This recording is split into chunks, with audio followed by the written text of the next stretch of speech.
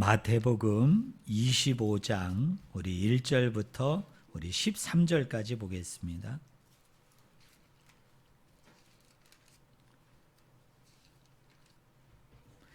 제가 가지고 있는 성경책은 신약성경 42쪽입니다. 마태복음 25장 1절부터 13절까지 말씀을 제가 읽어드립니다. 마태복음 25장 1절부터 13절까지입니다. 제가 읽습니다.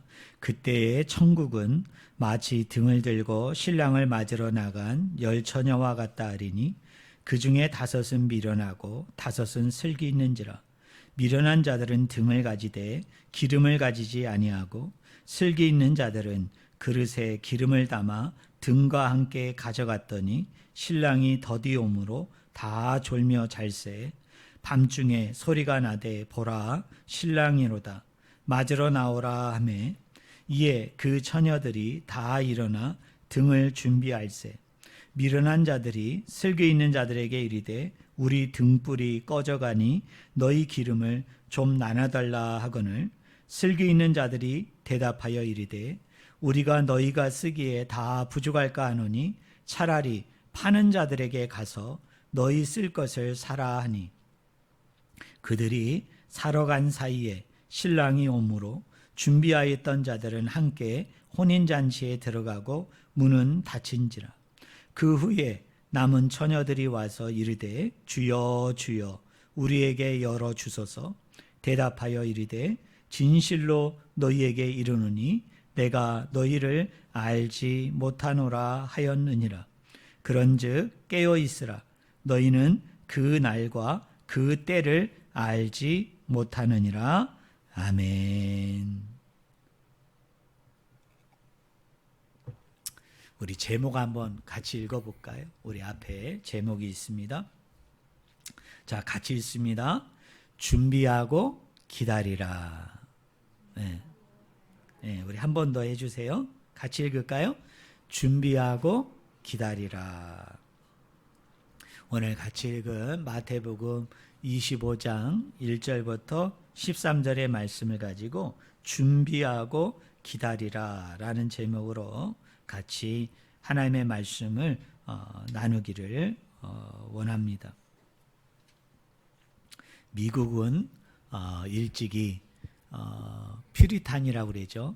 그 청교도들이 미국으로 넘어가서 이제 복음을 전하고 또 그분들이 자연적으로 출생을 하고 그래서 생육하고 번성을 해서 우리가 미국을 이야기할 때 기독교 국가다.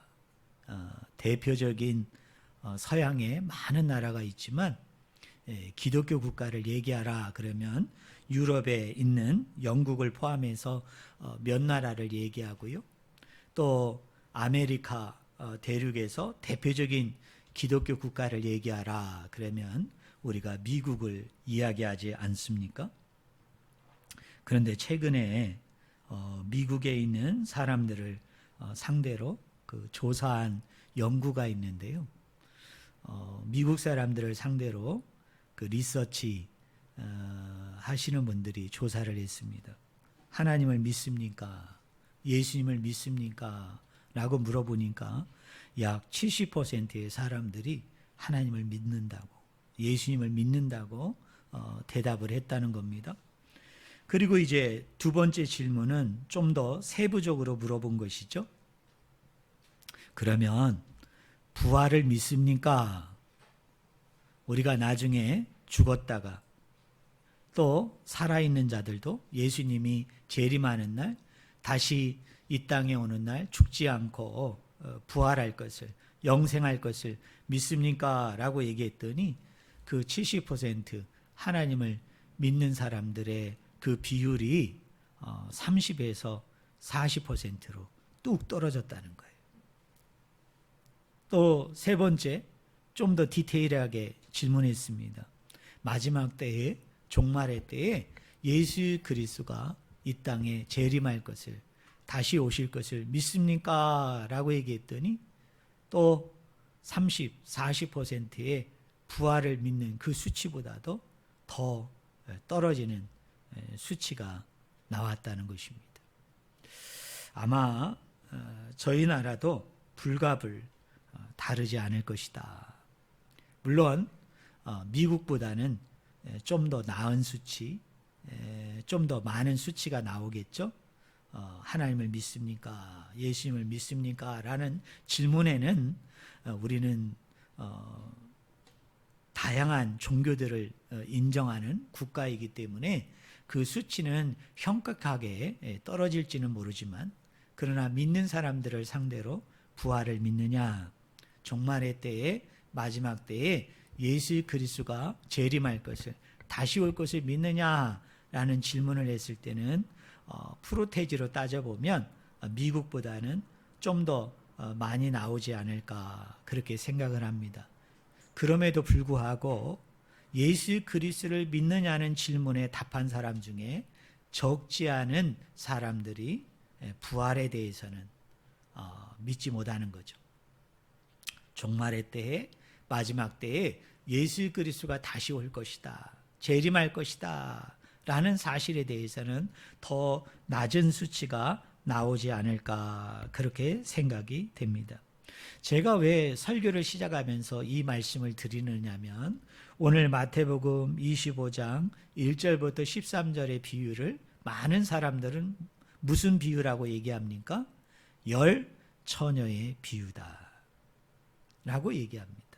이 열 처녀의 비유는 예수 그리스도가 궁극적으로 이 땅에 재림하게 되어지는데, 이 땅에 다시 오게 되어지는데, 그 재림을 기다리는 성도들이 어떤 태도와 또 어떤 마음가짐과 어떤 준비를 가지고 그 재림을 맞이해야 되는지, 예수 그리스도의 다시 오심을 맞이해야 되는지, 예수님께서 미련한 다섯 처녀와 슬기로운 다섯 처녀, 이 구분을 통해서 오늘 저와 여러분에게 핵심적으로 전해주고 있는 이야기입니다.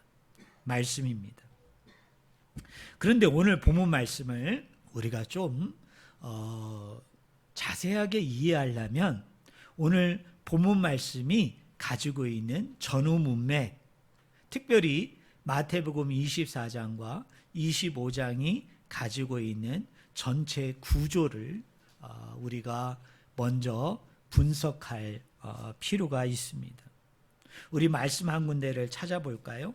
우리 24장 우리 3절을 한번 읽어봅시다. 여러분 한 장, 두 장을 넘겨보면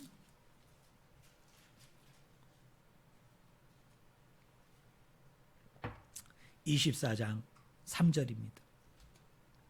자, 24장 3절의 말씀이 왜 기록이 되어졌느냐? 거기 25장 여러분 1절부터 2절에 보면 예수님께서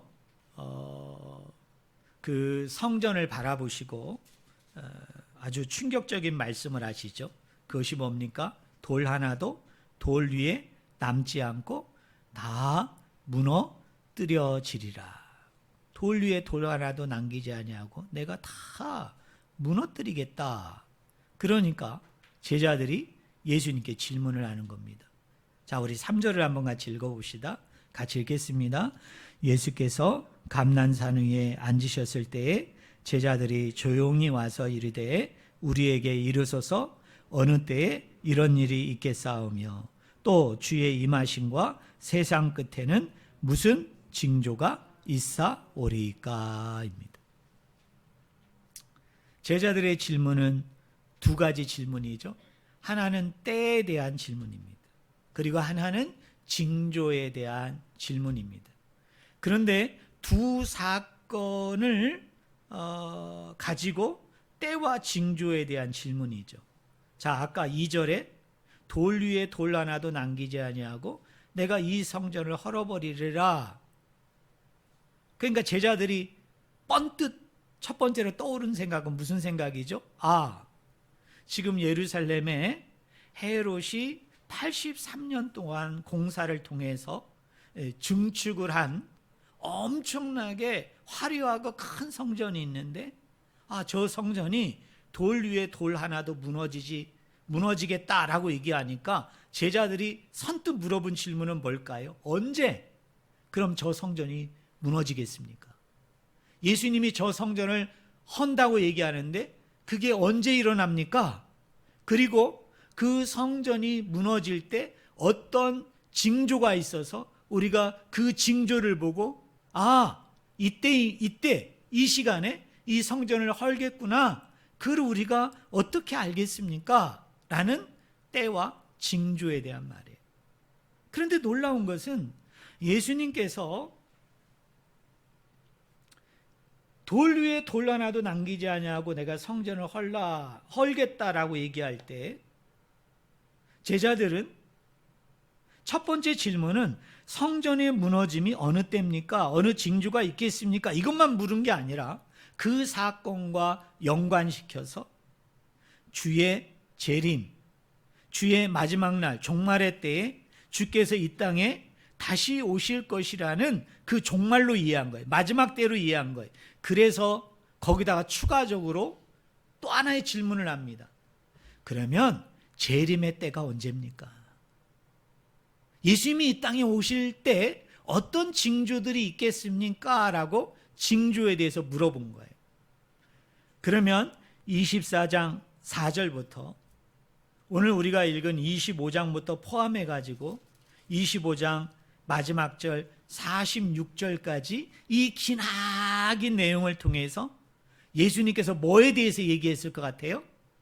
자, 첫째로는 성전 멸망의 때에 대한 얘기를 했을 거고, 두 번째로는 성전 멸망이 되어질 때 나타나는 징조에 대해서 얘기했겠죠. 그죠? 그 다음 세 번째로는 주의 임함, 마지막 날, 종말, 그리스도의 재림 때에 있을 때에 대한 얘기를 했을 것이고, 마지막 임함, 주의 종말, 예수 그리스도의 재림에 관한 징조에 관해서 예수님이 말씀하셨겠죠. 여러분 이해되십니까? 네. 그렇게 얘기하셨겠죠. 당연히. 왜? 제자들이 그렇게 물었으니까. 예수님이 그걸 가감하지 아니하고 그거에 대해서 쭉 얘기했겠죠. 그런데 24장 3절부터 25장 43절을 기록했던 이 마태라는 기자가 그 구분을 할 때, 자, 여기까지는 성전 멸망에 대한 때야. 여기까지는 성전 멸망에 대한 징조야. 자, 여기까지는 재림에 대한 때야. 여기까지는 재림에 대한 징조야 라는 것을 구분했겠죠. 예수님의 말씀을 그렇게 단락 구분을 했겠죠.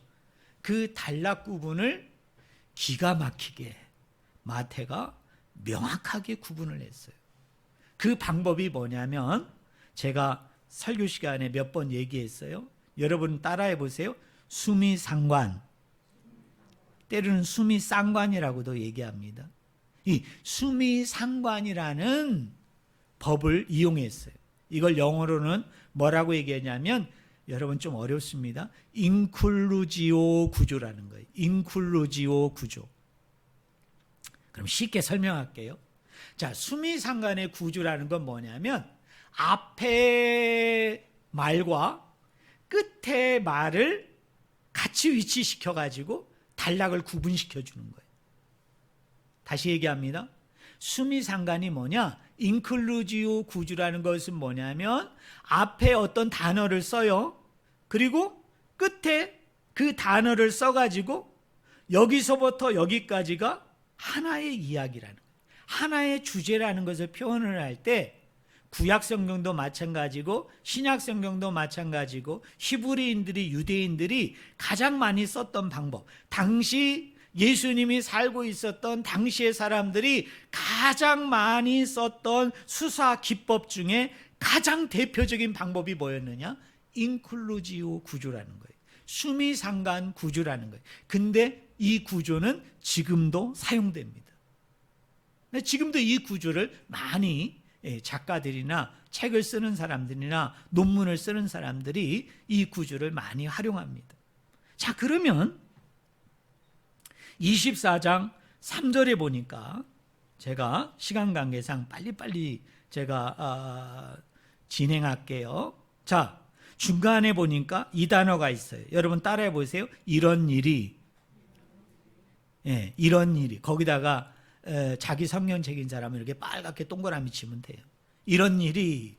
이게 헬라어 성경에서는 이런 뜻입니다. 따라하세요. 이것들. 네, 이것들이에요. 그러니까 어느 때에 이것들이 있겠습니까? 이렇게 번역을 해야 맞는 말이에요. 이것들. 물론 이런 일이라고 번역해서 잘못된 건 아니에요. 자, 이렇게 이것들이에요. 근데 이게 어디에 쓰이느냐면 24장 33절을 보세요. 33절. 그 중간에 보니까 자, 따라해 보세요. 이 모든 일. 예, 이 모든 일이에요. 그러니까 우리나라 성경은 이게 수미상관 구조를 발견하기가 좀 어렵죠. 왜냐하면 그 번역을 하신 분이 무슨 생각과 무슨 의도를 가지고 똑같은 헬라어 단어인데 앞에서는 뭐라고 번역을 했어요? 이런 일. 그리고 33절에서는 이걸 뭐라고 번역했어요? 이 모든 일. 그러니까 헬라어 언어를 알아야만 이 첫 단어와 끝 단어를 알 수 있는데요. 여기 33절은 이렇게 번역을 해야 됩니다. 따라하세요. 이 모든 것들. 그러니까 수미상관이군요. 3절에 이것들, 33절에 이 모든 것들이라고 수미상관을 써가지고 자, 여러분이 제가 지금 이거 그림을 보여주면 명확하게 눈이 확 들어오는데 자, 성전 멸망에 대한 때와 징조에 관한 말씀은 24장 3절부터 어디까지라고요? 33절까지가 한 단락이에요. 이 안에 있는 모든 말씀은 뭐와 관련이 있다? 성전 멸망과 관련이 있다. 그럼 좀 더 디테일하게 들어갑시다. 자, 그럼 때와 징조에 대한 질문이었는데 그럼 때에 대한 예수님의 답변은 어디에 있느냐? 33절까지가 그 한 단락인데 근데 조금 더 내려가서 35절까지를 끊어야 돼요. 왜냐하면 36절부터는 예수님의 재림의 징조와 종말에 대한 이야기. 자, 성전 멸망에 대한 때에 대한 예수님의 답변은 34절입니다. 우리 34절 같이 읽어봅시다. 준비 시작. 내가 진실로 너희에게 말하노니 이 세대가 지나가기 전에 이 일이 다 뭐하리라? 일어나리라. 자, 성전 멸망에 대한 때가 언제라고요? 이 세대가 지나가기 전에. 정말로 AD 70년경에 로마에 의해서 성전 멸망이 성취되죠. 돌 위에 돌 하나도 남기지 아니하고 다 무너지죠. 여러분, 한 세대는 몇 년으로 보죠? 40년. 지금 예수님이 지금 이 말씀을 하실 때에는 30년에다가 한 세대 40년을 더하니까 70년이 되는군요. 그러니까 성전 멸망이 AD 70년에 정말 이루어져 가지고 성취 완성이 된 거예요. 그러니까 예수님 말씀이 확실한 거죠. 진리이죠. 자, 그럼 징조는 뭐냐? 자, 여러분 15절을 보세요. 24장 15절. 이게 징조입니다. 물론 그 이후에 징조가 막 나와요. 거짓 선지자가 나타나고 뭐가 나타나고 민족과 민족이 나타나고 그것도 다 징조인데 가장 확실한 징조가 있어요. 딱 이것을 보면 이때가 성전이 멸망하는 줄 너희들 알아라라고 예수님이 확실히 얘기한 게 있어요. 자, 15절 봅시다. 같이 읽겠습니다. 그러므로 너희가 선지자 다니엘이 말한 바 멸망에 가증한 것이 거룩한 것에 선 것을 보거든 그때 성전 멸망이 될 줄로 알라. 그러니까 쉬운 말로 얘기하면 성전 멸망에 대한 징조에 대한 예수님의 대답은 이거군요. 멸망에 가증한 것이 거룩한 것에 선 것을 보거든. 여기 거룩한 것은 성전이고요. 멸망에 가증한 것은 AD 66년경에 유대전쟁이 일어납니다. 그 유대 전쟁이 왜 일어났느냐면 그 당시에 이 지역을 관할하고 이 지역을 통치했던, 그리고 당시 로마의 황제였던 사람이 예루살렘 성전에 뭐를 갖다 놓느냐면 제우스 신상을 갖다 놔버렸어요. 그리고 유대인들로 하여금 그곳에서 제사케 했어요. 근데 제사를 드릴 때 여러분 우리가 레위기서를 보면 이스라엘 백성들이 드리는 그 동물이 뭐죠? 소, 양, 비둘기죠. 그런데 이 로마 사람들이 성전을 더럽히면서 유대인들로 하여금 소나 양이나 비둘기로 제사하는 걸 금해버렸어요. 그리고 뭐를 가지고 제사를 드리게 했느냐면 돼지를 가지고 드리게 했어요.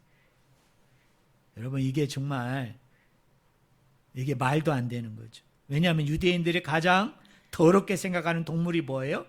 돼지예요. 근데 드리는 것도 더러운데 이스라엘 백성들이 여러분 제사 드리고 난 후에 그 고기를 가지고 뭐를 하죠? 그 고기를 먹잖아요. 나눠 먹잖아요. 만찬을 한단 말이에요. 근데 그 만찬을 뭘로 하게 했느냐면 돼지 고기를 강제로 먹게 했어요. 그러니까 유대인들이 어떻게 합니까? 다른 거는 내가 다 참아도 어떻게 하나님의 성전 안에 제우스 신상을 갖다 놓고 거기서 절하라고 얘기하고, 어떻게 돼지고기를 번제로 드리고 그 드린 고기를 우리에게 먹게 하느냐? 우리가 이것만큼은 용납할 수 없다. 그래서 유대 전쟁을 66년에 일으키게 되어지고 기나긴 전쟁을 통해서 결국은 유대인들이 전쟁에서 다 집니다. 그리고 난 후에 유대인들이 산으로 도피해요. 산으로 여러분 도망을 합니다. 근데 예수님께서 40년 전에 30년 전에 이런 일이 일어나게 되어졌을 때 뭐가 멸망할 때인 줄 알라고요? 성전이 멸망할 때인 줄을 너희들이 알라. 그 징조로 예수님이 말씀하신 거예요. 자, 그러면 두 번째로요. 24장 36절부터 25장 13절까지가 그래서 뭡니까? 세상에 인자의 임함과 예수 그리스도의 임함과 세상 끝에 대해서 예수님이 말씀하고 있는 거예요. 자, 그러면 예수님이 말씀하신 인자의 임함과 재림의 때에 대한 질문에 대해서 그럼 예수님은 우리에게 뭘 가르쳐 주셨는가? 우리 36절을 봅시다. 24장 36절 같이 읽겠습니다. 그러나 그날과 그때는 아무도 모르나니 하늘의 천사들도 아들도 모르고 오직 아버지만 아시느니라. 저번에 제가 24장을 가지고 설교를 할 때 여러분에게 말씀드렸습니다. 자, 재림에 대한 때 여러분 따라해 보세요. 아무도 모른다. 크게 따라하세요. 아무도 모른다. 누구도 몰라요. 예수님도 몰라요. 누구만 아십니까? 아버지 되시는 하나님만 아십니다. 그게 예수님의 답변이에요. 때에 대한 답변이에요. 자, 그럼 징조에 대해서는 예수님이 그럼 뭐라고 말씀하셨는가? 24장 39절서부터요. 24장 39절서부터 오늘 우리가 같이 읽은 25장 13절까지의 전체의 내용이 뭐냐? 재림에 대한 징조예요. 자, 그러면 빨리빨리 넘어가겠습니다. 자, 여러분 제가 성경을 24장 39절을 보세요. 자, 노아의 홍수를 가지고 재림의 징조를 얘기합니다. 자, 39절, 24장 39절 제가 읽습니다. 홍수가 나서 그들을 다 멸하기까지 깨닫지 못하였으니 인자의 임함도 뭐와 같다? 이와 같다. 홍수가 언제 올지 하나님이 그 노아 홍수 시대의 사람들에게 징조를 보여줬나요? 안 보여줬나요? 안 보여줬어요. 그래서 그 임함의 때, 임함의 징조에 대해서 아무도 깨닫지 못했어요. 호련히 하나님의 때, 하나님의 정한 시간에 갑자기 하늘이 열리면서 40주야 뭐가 온 거예요? 비가 온 거예요. 예를 들자면 노아 홍수 때 하나님이 그렇게 얘기하지 않았다고요. 자, 번개가 10번 치면, 아니면 하늘이 완전히 흑암으로 뒤덮이면, 아니면 어디서 어디로 바람이 막 불게 되어지면 그때 하늘의 문이 열리면서 40주야 비가 내릴 줄 알라. 이렇게 얘기한 적이 있다 없다? 없다. 알려주지 않았다. 그렇게 얘기합니다. 자, 40절을 보세요. 40절. 24장 40절. 그때는 언제입니까? 예수님이 이 땅에 오시는 날이에요. 종말의 때예요. 예수님의 재림의 때예요. 그때 어떤 일이 일어나요? 두 사람이 밭에 있음에 한 사람은 데려가고 한 사람은 버려둠을 당할 것이요. 이 두 사람은 밭에서 뭐 하고 있었어요? 일하고 있다가 한 사람은 데려감을 당하고 한 사람은 버림을 당했대요. 이 사람들이 밭에서 일을 하고 있었다는 얘기는 징조가 있었다는 얘기예요? 없었다는 얘기예요? 징조를 몰라요.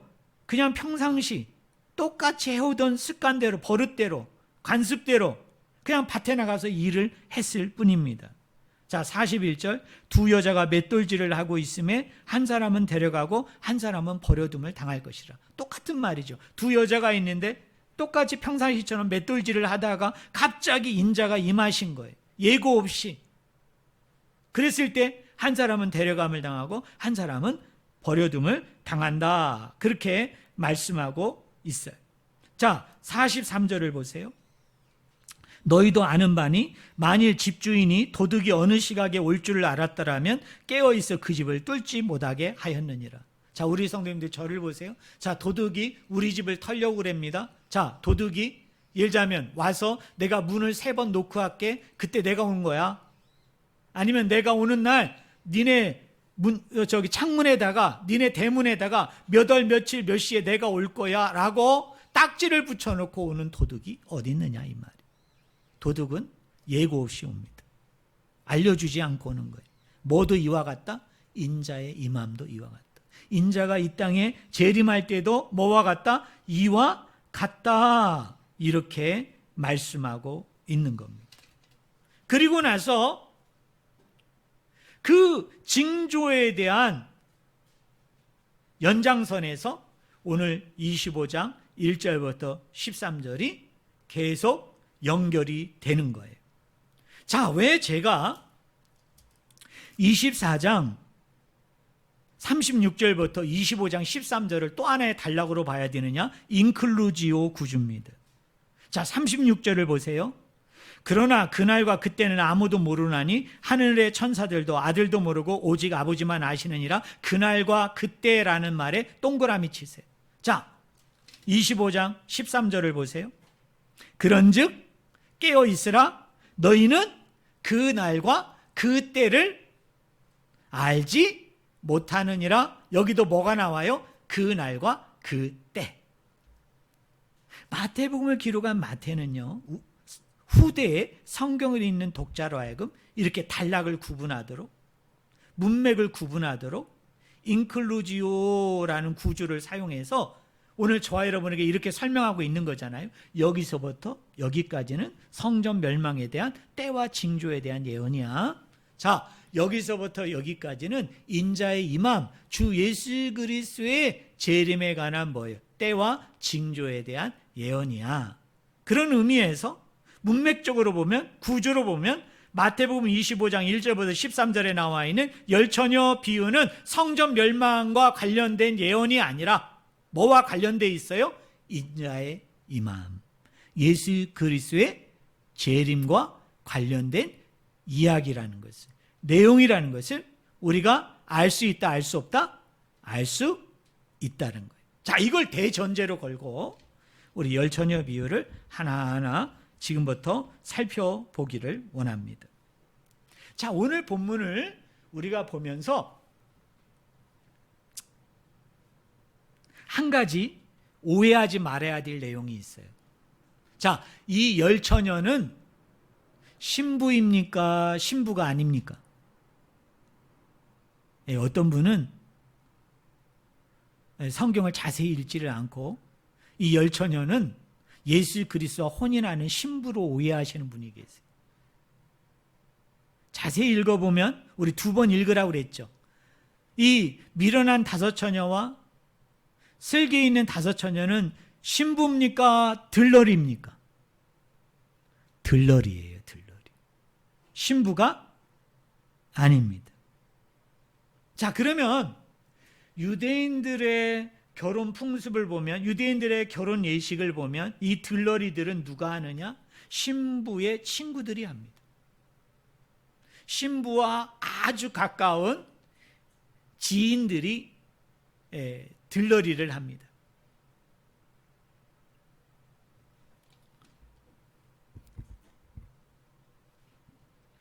근데 특이한 게 있어요. 본문에 신부는 등장하나요? 등장하지 않나요? 등장하지 않습니다. 본문에 등장하는 사람은 두 종류의 사람입니다. 하나는 신랑, 하나는 뭐죠? 신부의 들러리인데 그 사람들을 두 개로 구분합니다. 슬기로운 다섯 처녀, 미련한 다섯 처녀로만 구분하고 있습니다. 자, 그런데 오늘 본문 말씀의 바로 앞의 이야기와 오늘 본문 말씀의 바로 뒤의 이야기 사이에 열 처녀의 비유가 들어있는 것을 우리는 한번 이해할 필요가 있어요. 자, 바로 앞에 있는 비유를 제가 읽어드리겠습니다. 자,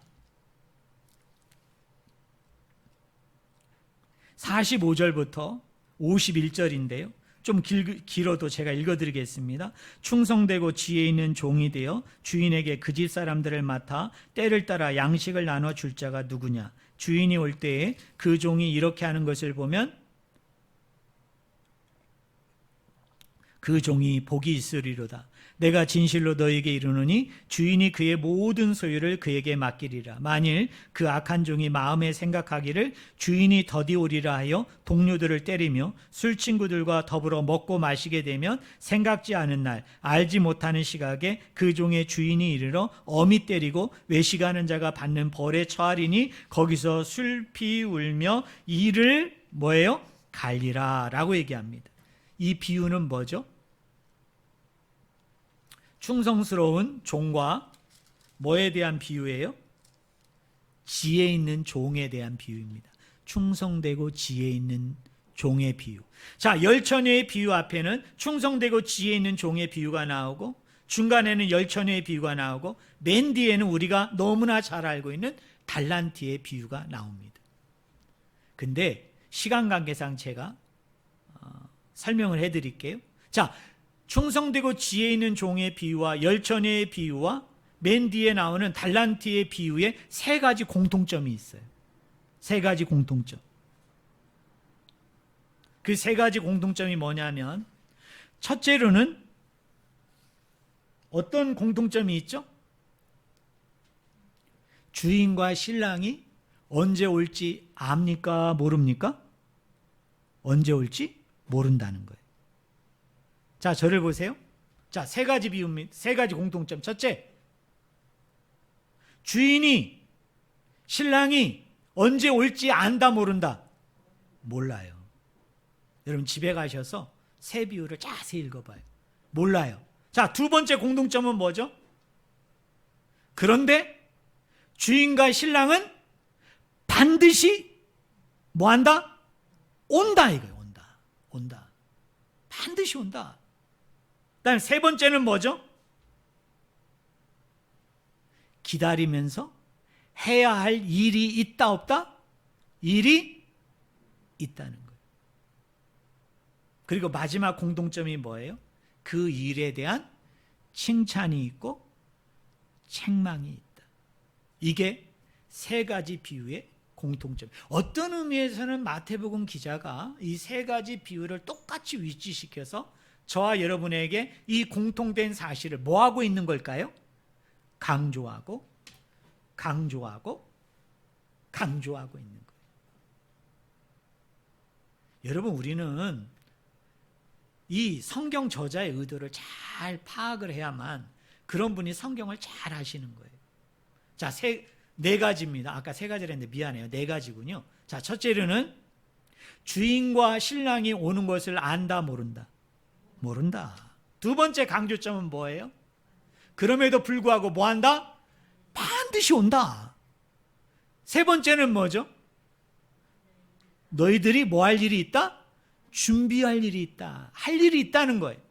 그리고 마지막에는 뭐가 있어요? 칭찬이 있고 책망이 있다. 이겁니다.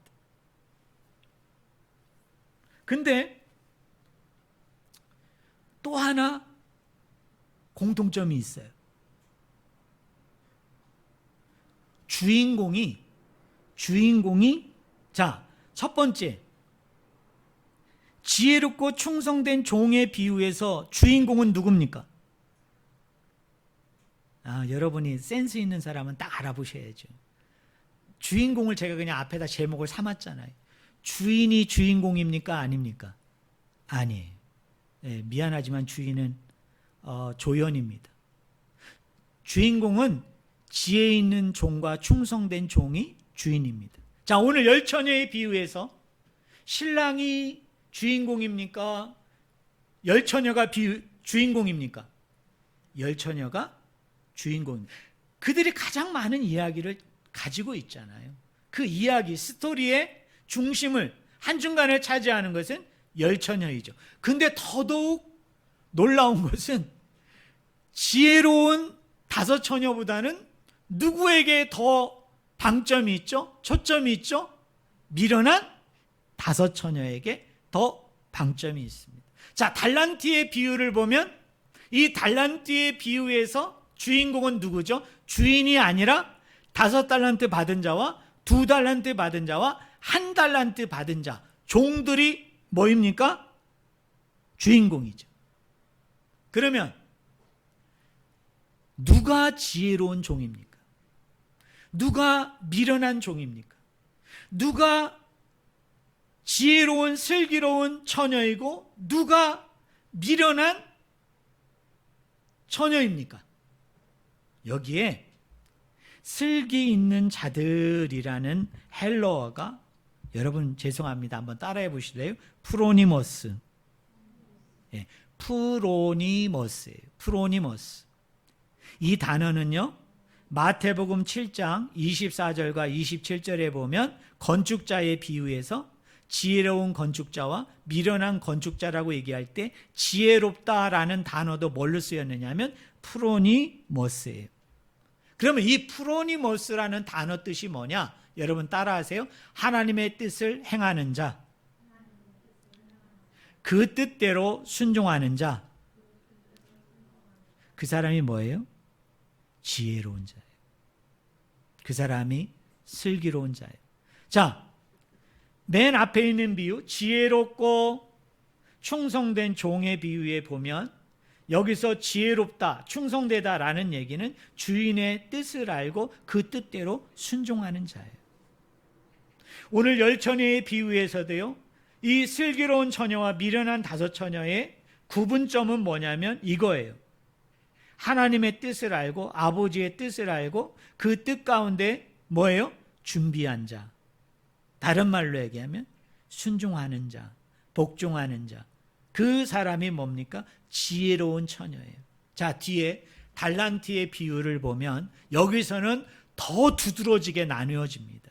여러분, 1달란트 받은 자가 왜 하나님께 책망을 받았을까요? 왜 주인에게 책망을 받았죠?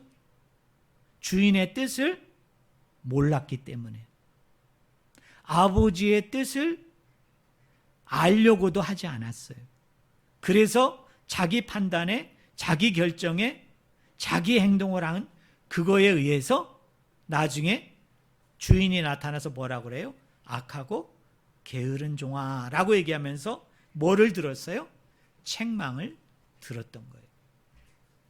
그럼 여러분에게 퀴즈를 낼게요. 그럼 우리가 어떻게 하면 지혜로운 처녀가 될 수 있을까요? 충성되고 지혜로운 종이 될 수 있을까요? 자, 지혜롭고 충성되다라는 얘기는 하나님의 뜻을 순종하는 자예요. 하나님의 뜻을 복종하는 자예요. 자, 내가 하나님의 뜻에 순종하고 복종하려면 우선되어야 되는 게 있잖아요. 뭐를 알아야 돼요? 하나님의 뜻을 알아야죠. 네? 하나님의 마음을 알아야 되죠. 그럼 여러분에게 퀴즈를 낼게요. 그럼 우리가 어떻게 하면 하나님의 뜻을 알 수 있나요? 하나님의 마음을 우리가 어떻게 하면 알 수 있을까요? 이 종들은 언제 하나님의 마음을 알았던 거예요? 이 종들은 언제 주인의 마음을 알았던 거죠? 제가 답을 얘기할게요. 평상시에, 보통 때에 그 아버지와 교제하는 사람, 그 주인과 교제하는 사람은 그 아버지의 마음을 알죠. 그 아버지의 뜻을 알죠. 그래서 아버지가 없을 때, 아니 아버지가 오신다고 자기가 생각한 것보다 훨씬 늦게 오더라도 자기가 뭐를 해야만이, 어떤 것을 해야만이 그 주인이 기뻐하고 즐거워하고 감사하고 그걸 알기 때문에 그 뜻에 맞게 순종하고 복종하면서 그 주인이 오는 것을 기다리는 거죠. 그러므로 종말의 때를, 마지막 때를 살아가는 오늘 저와 여러분들이 이 때를 살아가면서 가장 열심을 내야 되는 것이 뭡니까? 하나님과의 관계, 하나님과의 친밀함이에요. 그래서 그 관계와 친밀함을 통해서 우리가 뭐를 알아야 되는 거예요? 하나님의 뜻을 알아야 되는 거죠. 하나님의 마음을 알아야 되는 거예요. 그리고 그 뜻과 마음을 가지고 어떻게 하는 거예요? 살아가는 거예요. 그게 순종하는 거예요. 그게 복종하는 거예요. 그리고 그런 사람을 성경 기자는 뭐라고 부른다고요? 지혜롭다, 참 충성되다, 이런 말이에요. 여러분, 우리 가족으로 얘기해도 마찬가지죠. 자, 훌륭한 아들, 지혜롭고 충성된 아들, 정말 아버지와 어머니를 기쁘게 하는 아들은 평상시에 아버지하고 관계가 없어요. 아버지와 친밀함이 없는 이 아들이 어떻게 아버지를 기쁘고 즐겁게 할 수 있겠어요? 아버지가 좋아하는 음식이 뭐고, 아버지가 이렇게 했을 때 기뻐하고, 아버지가 이렇게 했을 때 즐거워하고, 아버지가 이렇게 했을 때 참 행복해하는 것을 평상시 아버지와의 그 끈끈한 관계, 어머니와의 그 끈끈한 관계 속에서 아는 자식이 음식을 가지고 대접을 해도, 선물을 가지고 내가 뭐를 선물을 해도, 또 엄마 아버지에게 내가 뭔가를 해드리고 보답하더라도 여러분 그 마음과 생각을 알아서 그렇게 하면 부모가 기뻐하고 즐거워하지만 전혀 그거에 대한 알미 없고 전혀 그거에 대한 생각이 없고 지식이 없는 아들이, 딸이 얼마나 그 부모를 기쁘게 하고 즐겁게 할 수 있느냐, 이 말이에요. 그래서 저는 우리 성도님들이 이 종말, 이 마지막 때를 우리가 기다리면서 예수 그리스도가 지금 재림이 더디잖아요. 이 더딘 가운데 우리가 그날을 포기하지 않고, 그 마음을 포기하지 않고 준비하는 마음 가운데 살아감에 있어서 가장 중요한 게 뭡니까? 그 마음을 아셔야 돼요. 그 뜻을, 그 생각을 우리가 읽어야 돼요. 그러려면 어떻게 돼야 됩니까? 하나님과 깊은 관계를 가져요. 하나님과 그 친밀함을 더할 수 있는 그런 은혜가 있어야 된다. 저는 그런 분들이 다 되어지기를 예수 그리스도의 이름으로 간절히 축원을 드립니다. 자, 오늘 시간 관계에서 한 두 군데만 더 봅시다. 자, 25장 5절을 보세요. 25장 5절 같이 읽겠습니다. 신랑이 더디옴으로 다 졸며 잘세. 잔 사람들이 어떤 사람들이에요? 거기 5절에 보니까 다라는 말은 미련한 다섯 처녀만 잤다는 얘기가 아니라 누구도 잤어요? 슬기로운 다섯 처녀도 잤다는 얘기예요. 자, 재림을, 마지막 때를 기다리는 성도들이 적색경보처럼 늘 긴장하고 늘 잠도 안 자고 깨어 있어서 뭔가를 하라는 게 아니에요. 오늘 성경은 뭐라고 얘기하느냐면 다 잤다고 얘기해요. 여기 우리 군대 갔다 오신 분들 얘기 들었을 거예요. 군대에 보면 5분 대기조라는 게 있어요. 남들은 군대 막사에서 다 옷을 벗고 그 담요 속에 들어가서 자는데요. 5분 대기조에 있는 애들은 자는데 어떻게 하는 줄 아세요? 완전 군장을 하고 총을 가슴에다가 이렇게 껴안고 자요. 왜요? 비상이 걸리면 어떻게 돼야 됩니까? 다른 애들이 막 일어나가지고 그때 가가지고 막 군화 신고 옷 입고 총 찾아가지고 탄환 껴가지고 준비해서 나가려고 그러면 여기 있는 사람 다 죽어버려요. 그러니까 항상 5분 대기조라는 병사를 놔가지고 얘들은 뭐냐? 언제 적이 쳐들어올지 모르니까 시퍼런 눈을 뜨지는 못하지만 어떻게 하느냐면 그냥 그 상태로 누워있다가 딱 소리가 나면 어떻게 되는 거예요? 비상벨이 울리면 그 자리에서 벌떡 일어나가지고 얘들이 먼저 진격해서 나가야 되는 거예요. 그런데 재림을 기다리는 그 자세가 아니라는 거예요. 슬기로운 5처녀도 자고 미련한 5처녀도 잤어요. 왜 이들이 이렇게 슬기로운 5처녀가 편안한 잠을 잘 수 있었을까요? 늘 준비하는 삶을 살았던 거죠. 늘 깨어있는 삶을 살아서 이미 다 준비되어져 있기 때문에 오늘 오시나 내일 오시나 한 달 뒤에 오시나 1년 뒤에 오시나 이들에게는 그게 중요하지 않아요. 오늘도 내가 주님을 사랑했다면 그 전날에도 내가 여전히 주님을 사랑할 것이고 내일도 여전히 나는 주님을 사랑할 거예요. 오늘도 내가 주님 안에서 머무는 삶을 살았다면 하루 전날에도 그런 삶을 살 것이고 내일도 똑같이 그런 삶을 살 것이기 때문에 이들은 편안하게 잔 거예요. 그냥 밭에 나가서 일하다 들림을 받고 맷돌을 갈다가 그냥 들림을 받고 도둑이 언제 오든 그건 상관이 없어요. 왜? 늘 준비된 가운데 늘 깨어있는 가운데 살고 있기 때문에 그런 거예요. 이것이 바로 재림을 기다리는 저와 여러분의 자세라는 것을 저는 여러분들이 잘 알기를 주님의 이름으로 축원을 드립니다. 자, 그 다음에 두 번째로 우리가 좀 깊이 알아야 될 말씀은요, 우리 9절을 봅시다. 8절 9절 우리 같이 읽어봅시다. 준비 시작. 미련한 자들이 슬기 있는 자들에게 이르되 우리 등불이 꺼져가니 너희 기름을 좀 나눠달라 하거늘 슬기 있는 자들이 대답하여 이르되 우리가 너희가 쓰기에 다 부족할까 하노니 차라리 파는 자들에게 가서 너희 쓸 것을 사라 하니. 우리가 여기만 딱 떼서 생각해 보면 슬기 있는 5처녀가 너무 매정하잖아요. 너무 싸늘하잖아요. 아니고 기름 좀 있는데 그 미련한 5처녀가 준비 못했다고 그냥 와서 부탁을 하잖아요. 좀 그것 좀 나눠줘.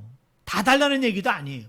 좀 그것 좀 나눠줘서 같이 불을 밝히고 기다리다가 내가 나중에 기회가 돼서 시장에 나가서 내가 사면은 너한테 꼬운 거, 너한테 빌려온 거 어떻게 하면 돼요?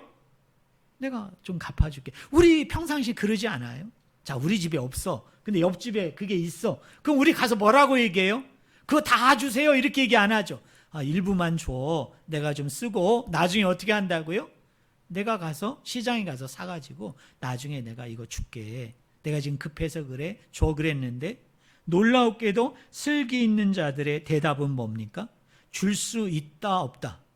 줄 수 없다는 거예요.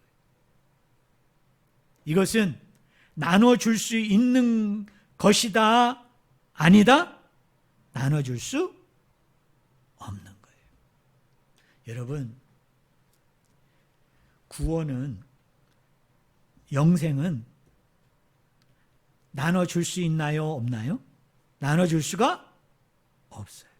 예를 들자면 우리 부모님이 우리 자녀들을 위해서 열심히 기도하고 또 우리 자녀들의 이름으로 열심히 헌금하고 또 열심히 내가 충성하고 복종한다고 그래서 그 공로로 인해서 그 은혜로 인해서 멸망받고 심판받아야 될 영혼이 천국으로 옮겨지는 경우가 있다 없다?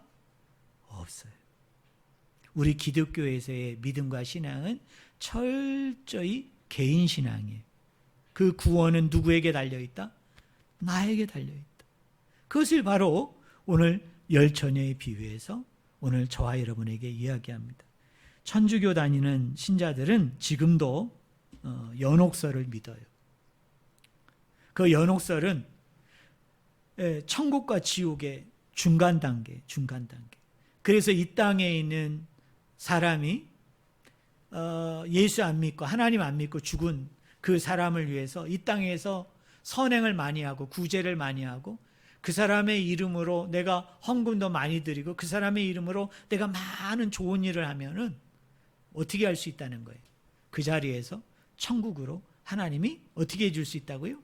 옮겨줄 수 있다라고 그렇게 믿고 있어요. 하지만 성경은 오늘 말씀을 보니까 기름을 나눠줄 수 있다 없다? 나눠줄 수 없다라고 얘기해요. 자, 마지막으로 10절과 12절을 우리 한번 같이 읽어봅시다. 자, 10절, 12절, 10절부터 12절 우리 같이 읽겠습니다. 그들이 사러 간 사이에 신랑이 오므로 준비하였던 자들은 함께 혼인잔치에 들어가고 문은 닫힌지라. 그 후에 남은 처녀들이 와서 이르되 주여 주여 우리에게 열어주소서. 대답하여 이르되 진실로 너희에게 이르노니 내가 너희를 알지 못하노라 하였느니라. 여러분, 준비한 자들이 들러리로서 그 신랑에게로 가면 어떻게 한다고요? 문은 계속 열려있다? 닫힌다? 네, 문은 완전히 닫혀버립니다. 더 이상 그 안으로 들어갈 수가 없어요. 그 혼인잔치 가운데 여러분 들어갈 수가 없어요. 급히 밖에 뛰어나가서 그때 비로소 기름을 사와가지고 등불을 밝혔지만 그래서 그 닫힌 문을 두드리는 거죠. 이제 준비됐습니다. 이제 나도 기름을 준비했습니다. 그러니 신랑이요, 나를 이 혼인잔치에 나를 들어가게 하여 달라고 막 꽝꽝꽝꽝꽝꽝 문을 두드렸더니 그 안에서 신랑이 하는 반응이 뭡니까? 내가 너희를 알지 못한다 하면서 그 문은 영원토록 뭐예요? 열리지 않는다 이 말이에요. 그렇기 때문에 가장 중요한 게 뭐예요? 신랑이 지금 더디 오잖아요. 아직 오지 않을 때 우리가 준비를 해야 돼요. 근데 그 준비는 어떤 준비냐? 하나님께 순종하고 하나님께 복종하는 삶입니다. 그런데 무조건 하나님께 순종하고 복종하는 삶이 아니라 하나님의 마음을 알아야 돼요. 여러분, 하나님의 생각을 읽을 줄 알아야 돼요. 그럼 내가 어떻게 하나님의 마음과 생각을 읽을 수 있는가? 평상시에, 보통 때에 그분과의 뭐예요? 친밀함, 그분과의 깊은 교제를 통해서 그 마음을 아셔야 돼요. 그 생각을 아셔야 돼요. 그래서 그렇게 살아가야 되는 것입니다. 자, 우리 마지막으로 아까 네 가지를 한번 우리 외웠으면 좋겠어요. 자, 지혜롭고 충성된 종, 열처녀, 달란트의 비유의 공통점 네 가지라고 얘기했죠. 자, 신랑이 주인이 오는 날을 안다 모른다? 모른다. 그런데도 그 신랑과 주인은 반드시 뭐 한다고요? 온다. 이게 중요한 거예요. 반드시 오십니다. 그다음에 세 번째, 그 기다리면서 뭐 할 일이 있다? 네, 준비해야 될 일이 있다. 그 준비는 뭐에 대한 준비? 하나님 마음과 생각을 아는 거예요. 평상시에 주님과 깊은 교제를 나누는 거예요. 마지막 네 번째, 마지막에 뭐가 있다? 칭찬과 책망이 있다. 칭찬과 책망이 있다. 그것을 기억하고 늘 깨어 있어서 그날과 그때를 준비하는 이 종말, 이 재림의 때를 잘 살아가는 우리 지혜롭고 충성된 우리 모든 성도들 한 분 한 분이 다 되어지기를 주님의 이름으로 간절히 축원을 드립니다. 우리 이 시간에요 찬양 하나 하고